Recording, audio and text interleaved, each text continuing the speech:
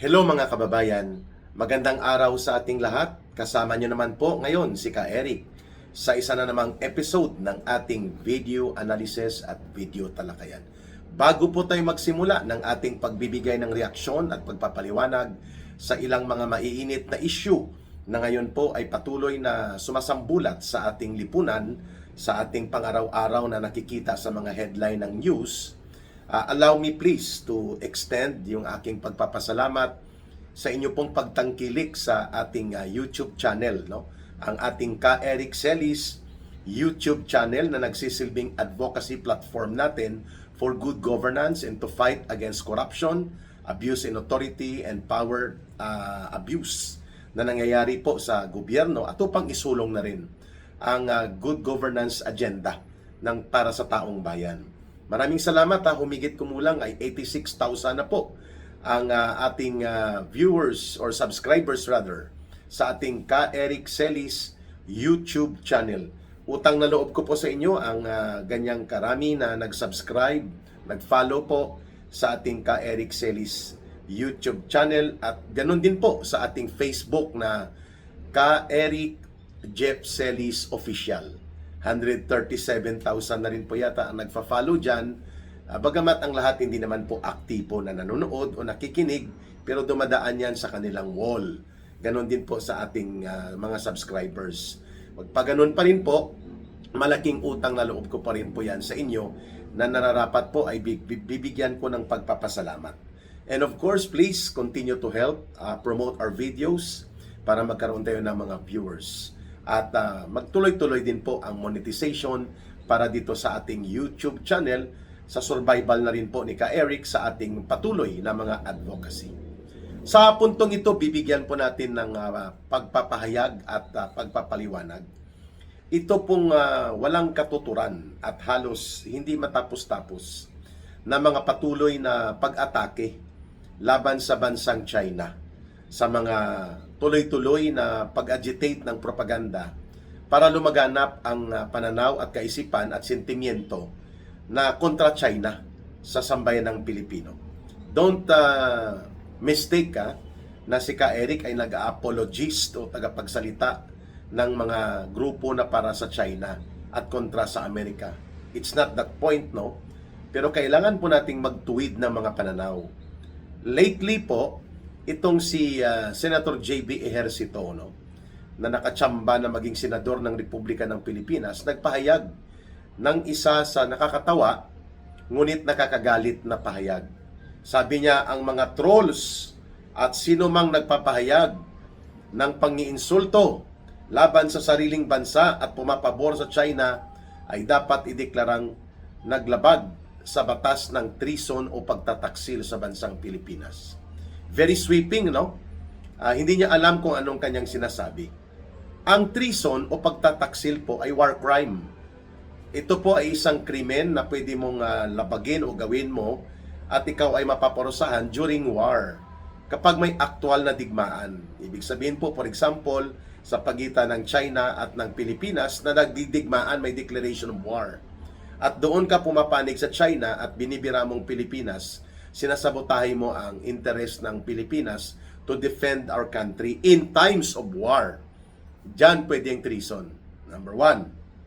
Number 2, ang treason ay hindi po pwedeng ikaso ng basta-basta during sa sitwasyon kahit pa na may diplomatic conflict o may ilang maritime issues na hindi pinagkakasunduan ang Pilipinas laban sa China o sa sinumang bansa.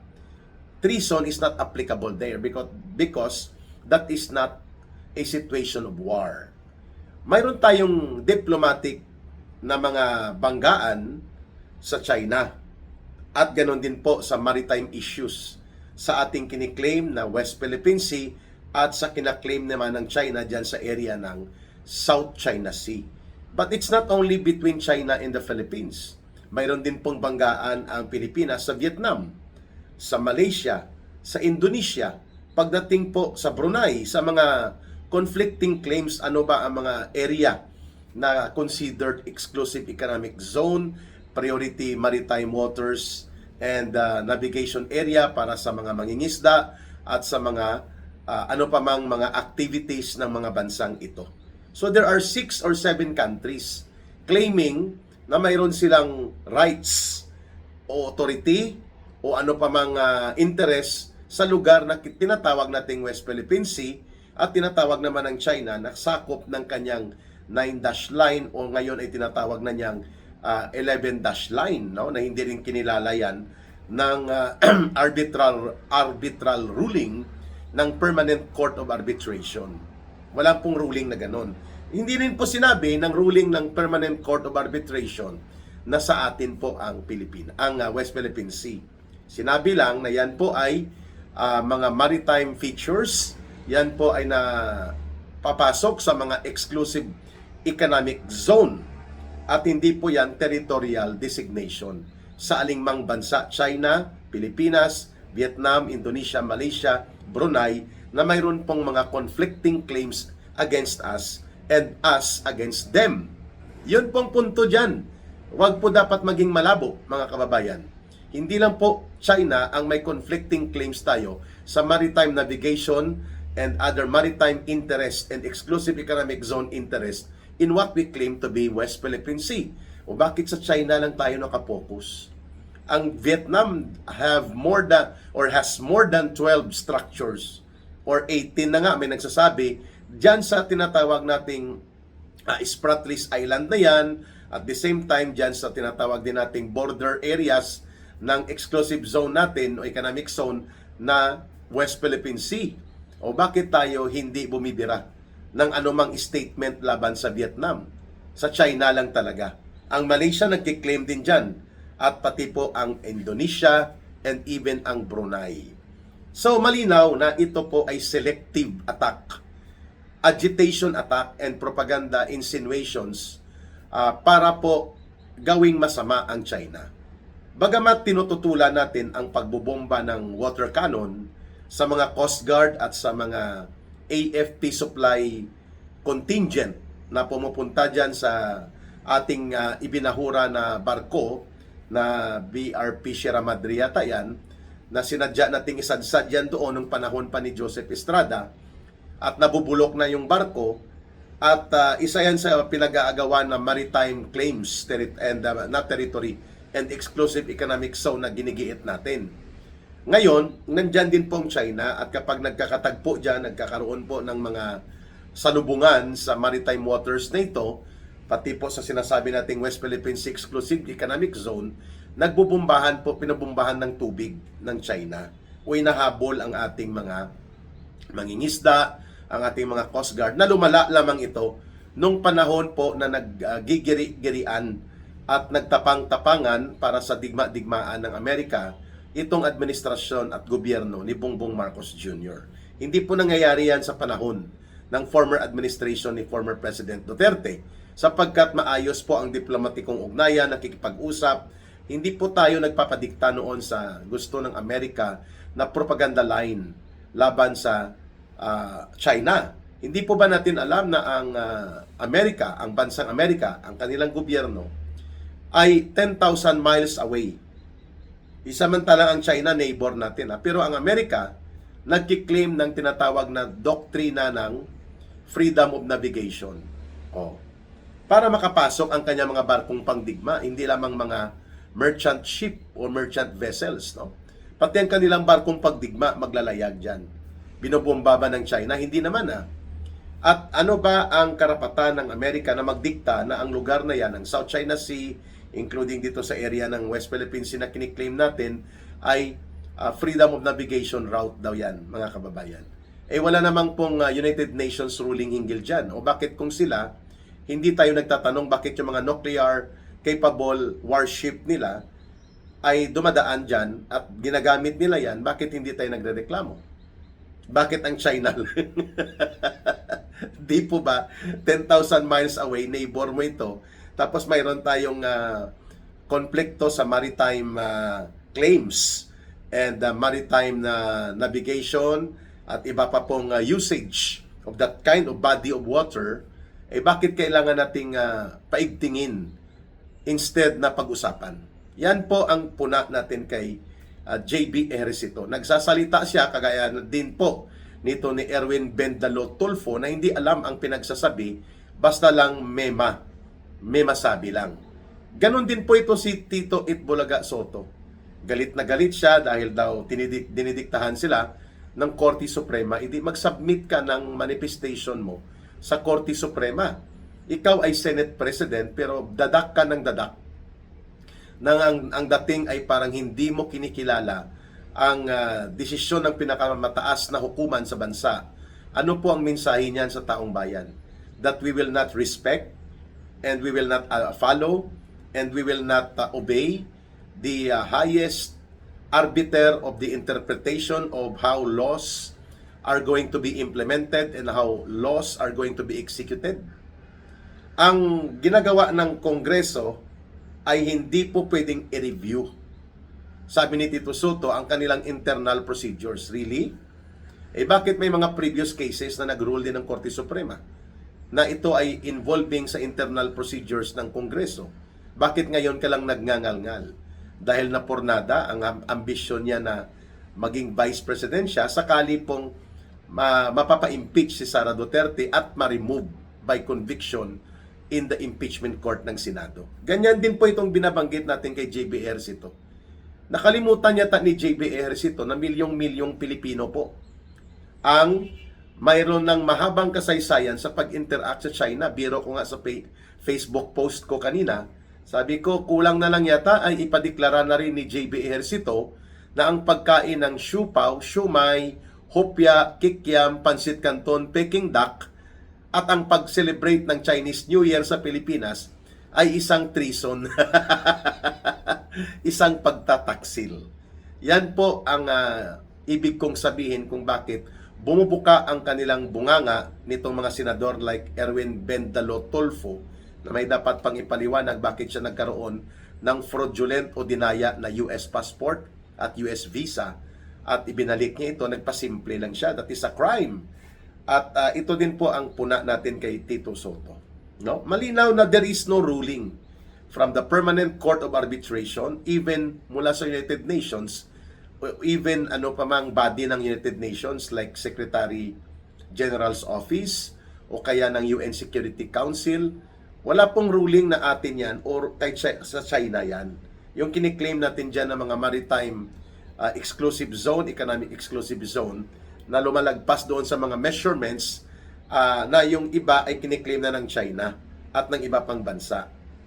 Ang sabi po ng Permanent Court of Arbitration ay mag-usap ang mga bansa dyan sapagkat may portion dyan at bahagi dyan na dinefine as common fishing ground, common maritime exploration ground.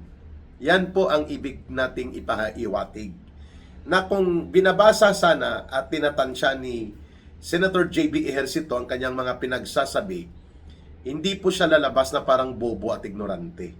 Sapagkat hindi ka pwedeng magsabi na ang lahat ng mga hindi sumasang-ayon sa pananaw hinggil kung paano ang dapat relasyon at resolbahin ang mga bangayan at konfliktong ito sa China, tatawagin mong trolls na nagkakaroon ng negative interest laban sa bansang Pilipinas at ipakonsider mo pang treason. That is a height of ignorance on the part of a senator. Dapat kung senador ka, magbasa-basa ka rin. Matuto ka rin mag-aral bago ka magbuka ng iyong bunganga.